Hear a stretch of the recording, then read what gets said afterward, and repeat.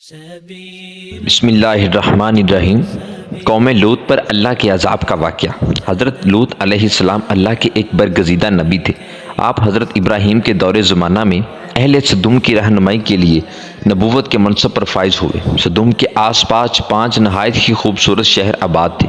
یہ علاقے نہایت ہی سرسبز و شاداب اور قدرت کی فیاضی کا حسین شاہکار تھا۔ یہاں باغات کی کثرت تھی۔ لہلہاتی کھیتیاں یہاں کی ضروریات سے کہیں زیادہ تھیں۔ اردن، شام اور اسرائیل کے درمیان بسا ہوا یہ علاقہ نہایت ہی زرخیز تھا۔ یہی وجہ تھی کہ آس پاس کی بستیوں کے لوگ بھی اپنی معاشی اور غذائی ضروریات کو پورا کرنے کے لیے ان بستیوں کی طرف آتے تھے، مگر یہ بات سدوم کے لوگوں کو بالکل بھی پسند نہ تھی۔ ان کے خیال میں ان کی بستیوں میں پیدا ہونے والے پھلوں، اناجوں اور سبزیوں پر صرف ان کا ہی حق تھا۔ وہ نہیں چاہتے تھے کہ وہ دوسری بستیوں کے لوگ ان کے علاقے میں آئیں۔ شیطان کا ورگلانا۔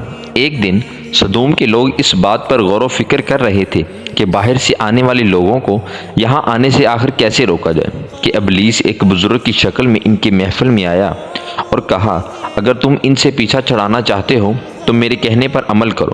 ابلیس نے کہا کہ اگر تم ان بستیوں کے لوگوں سے نجات چاہتے ہو جو تمہاری بستی میں آ جاتے ہیں تو ایسا کرو گے، جب بھی کوئی شخص تمہارے علاقے میں آئے تو تم لوگ زبردستی اس کے ساتھ اپنی خواہش پوری کرو۔ اس طرح یہ لوگ اس بستی میں آنا چھوڑ دیں گے۔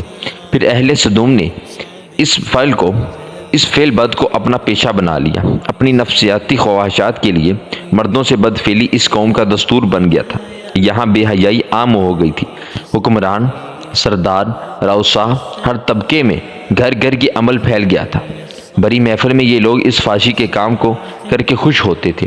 تلمود میں لکھا ہے کہ اہل سدوم اپنی روزمرہ کی زندگی میں سخت ظالم، دھوکے باز اور بد معاملہ تھے۔ کوئی مسافر ان کے علاقے سے بخیریت نہ گزر سکتا تھا۔ کوئی غریب ان کی بستیوں سے روٹی کا ایک ٹکڑا نہ پا سکتا تھا۔ بارہا ایسا ہوتا تھا کہ باہر کا آدمی ان کے علاقے میں پہنچ کر فاقوں سے مر جاتا اور یہ اس کے کپڑے اتار کر اس کی لاش کو برہنہ دفن کر دیتے۔ توحید کی دعوت۔ حضرت لوط علیہ السلام نے انہیں توحید کی دعوت دی اور بدکاری کے اس گناہونے عمل سے توبہ کرنے کا حکم دیا۔ حضرت لوط علیہ السلام نے کہا، تم بے حیائی کیوں کرتے ہو؟ کیا تم عورتوں کو چھوڑ کر لذت حاصل کرنے کے لیے مرد کی طرف مائل ہوتے ہو؟ حقیقت یہ ہے کہ تم احمق لوگ ہو۔ حضرت لوط علیہ السلام سدوم کو دن رات وعظ و نصیحت کیا کرتے، لیکن قوم لوط پر اس کا کوئی اثر نہ ہوتا، بلکہ وہ بہت فخریہ انداز میں یہ کام کرتے تھے۔ انہیں حضرت لوط علیہ السلام کا سمجھانا بھی برا لگتا تھا، لہٰذا انہوں نے صاف صاف کہہ دیا کہ اگر تم ہمیں اس طرح برا کہتے رہے اور ہمارے کاموں میں مداخلت کرتے رہے تو ہم تمہیں اپنے شہر سے نکال دیں گے۔ حضرت لوط علیہ السلام نے نصیحت و تبلیغ کا سلسلہ جاری رکھا۔ عذاب الہی کا مطالبہ۔ لہٰذا ایک دن اہل سدوم نے خود ہی عذاب الہی کا مطالبہ کر دیا۔ اللہ تعالیٰ نے اب تک ان کے اس بدترین فحاشی اور بدکاری کو ڈیل دے رکھی تھی، لیکن جب انہوں نے حضرت لوط علیہ السلام سے ایک دن کہا کہ اگر تم سچے ہو تو ہم پر عذاب لے آؤ، لہٰذا ان پر عذاب الہی کا فیصلہ ہو گیا۔ اللہ نے اپنے خاص فرشتوں کو دنیا کی طرف روانہ کر دیا۔ پھر یہ فرشتے حضرت لوط علیہ السلام کے گھر تشریف لے آئے۔ حضرت لوط علیہ السلام نے جب ان خوبصورت نوعمر لڑکوں کو دیکھا تو سخت گھبراہٹ اور پریشانی میں مبتلا ہو گئے۔ انہیں یہ خطرہ محسوس ہوا کہ اگر ان کی قوم کے لوگوں نے انہیں دیکھ لیا تو نہ جانے وہ ان کے ساتھ کیا سلوک کریں گے۔ حضرت لوط علیہ السلام کی بیوی نام وائلہ تھا۔ اس نے آپ پر ایمان نہ لایا تھا۔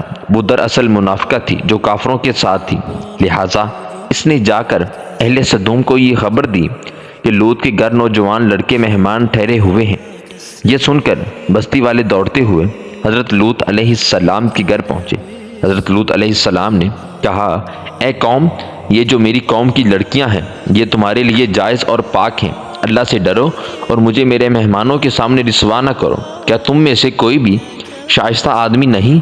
حضرت لوط علیہ السلام کی بات سن کر وہ لوگ بولے، تم بخوبی واقف ہو کہ ہمیں تمہاری بیٹیوں سے کوئی حاجت نہیں۔ حضرت لوط علیہ السلام نے گھر کے دروازے بند کر دیے اور ان نوجوانوں کو ایک کمرے میں چھپا دیا۔ ان بدکار لوگوں نے آپ کے گھر کا گھیراؤ کیا اور ان میں سے کچھ گھر کے دیوار پر بھی چڑھنے کی کوشش کر رہے تھے۔ حضرت لوط علیہ السلام اپنے مہمانوں کی عزت کے خیال سے بہت زیادہ گھبرائے ہوئے تھے۔ فرشتے یہ سب منظر دیکھ رہے تھے۔ جب انہوں نے حضرت لوط علیہ السلام کی بے بسی اور پریشانی کا یہ عالم دیکھا تو حقیقت سے پردہ اٹھاتے ہوئے یوں فرمایا، اے لوط، ہم تمہارے رب کے بھیجے ہوئے فرشتے ہیں، یہ لوگ ہرگز تمہیں تک نہیں پہنچ سکیں گے۔ ابھی کچھ رات باقی ہے، تم اپنے گھر والوں کو لے کر چل دو اور تم میں سے کوئی شخص پیچھے مڑ کر نہ دیکھے۔ عذاب الہی۔ اہل سدوم حضرت لوط کے گھر کا دروازہ توڑنے پر آ گئے، لہٰذا حضرت جبرائیل علیہ السلام نے گھر سے باہر نکل کر اپنے پر کا ایک کونا انہیں مارا، جس سے ان سب کی آنکھوں کے ڈیلے باہر نکل آئے اور بصارت زائل ہو گئی۔ یہ خاص عذاب ان لوگوں کو پہنچا جو حضرت لوط کے پاس بدنیتی سے آئے تھے۔ حضرت لوط علیہ السلام حقیقت حال جان کر مطمئن ہو گئے اور اپنے گھر والوں کے ساتھ ہی رات کو نکل پڑے۔ اس وقت ان کی بیوی بھی ان کے ساتھ تھی، لیکن کچھ دور جا کر وہ واپس اپنے قوم کی طرف پلٹ گئی اور قوم کے ساتھ جہنم رسید ہو گئی۔ صبح کا آغاز ہوا تو اللہ کے حکم سے حضرت جبرائیل علیہ السلام نے بستی کو اپنے پر سے اکھاڑ دیا اور پھر اپنے بازو پر رکھ کر آسمان پر چڑھ گئے، یہاں تک کہ آسمان والوں نے بستی کے کتوں کے بھونکنے اور مرغوں کے بولنے کی آوازیں سنی۔ پھر اس بستی کو زمین پر دے مارا، جس کے بعد ان پر پتھروں کی بارش ہوئی۔ جب یہ پتھر ان کو لگتے تو سر پاش پاش ہو جاتے۔ صبح سویرے شروع ہونے والا یہ عذاب اشراق تک پوری بستی کو نیست و نابود کر چکا تھا۔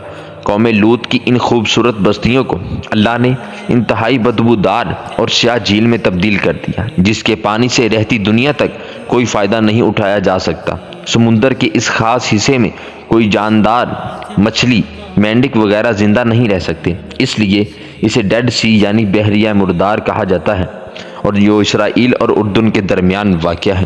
اللہ تعالیٰ ہمیں برے کاموں سے بچنے کی توفیق عطا فرمائے۔ آمین ثم آمین۔